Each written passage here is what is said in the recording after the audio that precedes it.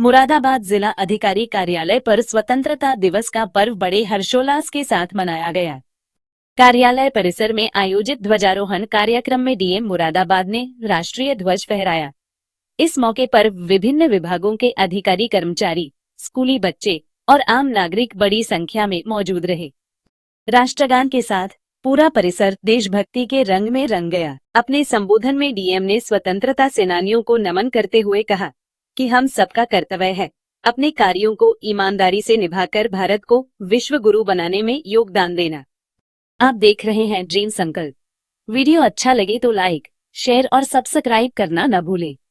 जय हिंद। और सभी के जो भाव हैं, सभी के जो विचार हैं उसको सुनते हैं। अभी मुझसे पहले हमारे कई वक्ता, हमारे अधिकारीगण भी हैं, बहुत सारे यहाँ पे सामाजिक कार्य करने वाले जो विभिन्न एनजीओ से, विभिन्न संस्थाओं से आए हुए लोग भी हैं। सभी लोगों ने अपने विचारों को व्यक्त किया और कुछ बातें निकल आई कि जो हमें आज ये स्वतंत्रता मिली है वो एक लंबी लड़ाई और लंबी मेहनत के बाद मिली है।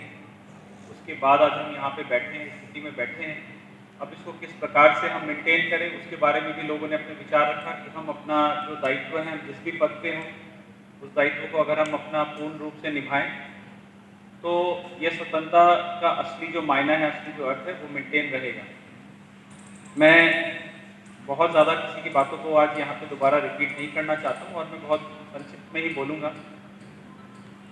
हम सब ये जानते हैं कि हमारे जो माननीय प्रधानमंत्री जी हैं और माननीय जो मुख्यमंत्री जी हैं, इन्होंने बार बार बोला है कि हमारा देश जो है, हमारा जो युवा है वो उस प्रतिशत पे है कि अधिकांश लोग वर्किंग पॉपुलेशन में हैं। कहीं ना कहीं वो हमारे देश की जीडीपी को, हमारे देश की अर्थव्यवस्था को आगे बढ़ाने में सहयोग देने की उम्र में है, सहयोग देने की स्थिति में है। ये जो फेज होता है किसी भी, ये हमारे लिए जो अमृत काल है, ये 2047 तक सभी ने सपना देखा है कि जब हमें आज़ाद हुए, जब 100 वर्ष होंगे तो हम एक विकसित देश के रूप में जाने जाएंगे। इसीलिए इस बार जो स्वतंत्रता दिवस है उसका थीम है नया इंडिया भारत, न्यू इंडिया। और न्यू इंडिया कैसे हम अचीव करेंगे इसके बारे में हम लोगों को आज विचार करने का दिन था। सभी लोगों ने इस पर अपनी अभिव्यक्ति रखी। मैं बस 2-3 बातें इसमें बस कहना चाहूँगा। नया भारत करके एक किताब स्वामी विवेकानंद जी ने 1980 में लिखा था।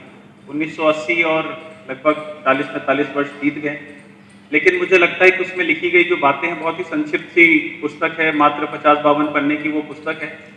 और उसमें उन्होंने बहुत ही संक्षिप्त में लिखा है कि बहुत सारे पुराने जो देश हैं, जैसे हम सभी जानते हैं कि भारत को अगर हम इंडस वैली सिविलाइजेशन से ट्रेस करें, क्योंकि एक भले ही बाकी लोग माने ना माने, भारतवर्ष की एक जो बेसिक जो संरचना थी वो इंडस वैली सिविलाइजेशन और एकजुटता रही है एक प्रकार की। तो लगभग 4000 वर्ष पुराना हमारा इतिहास है।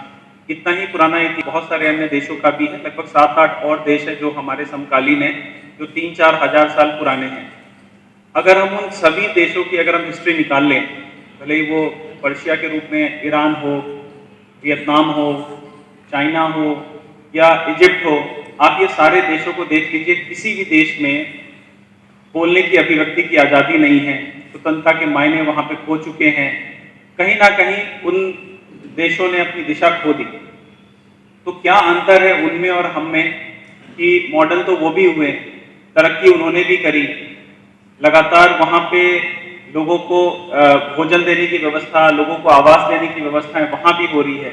लेकिन उनमें और हम में क्या अंतर है कि वहाँ पर धीरे धीरे कभी आर्मी का शासन रहा, कभी चिवक्ति कहीं ना कहीं खो गई। और हम लोगों ने वर्षों के बाद, विवेकानंद जी ये कहते हैं, बचा रहा क्योंकि हम लोगों ने अपनी संस्कृति को नहीं खोया, हम लोगों की सभ्यता को नहीं खोया। बहुत सारे लोग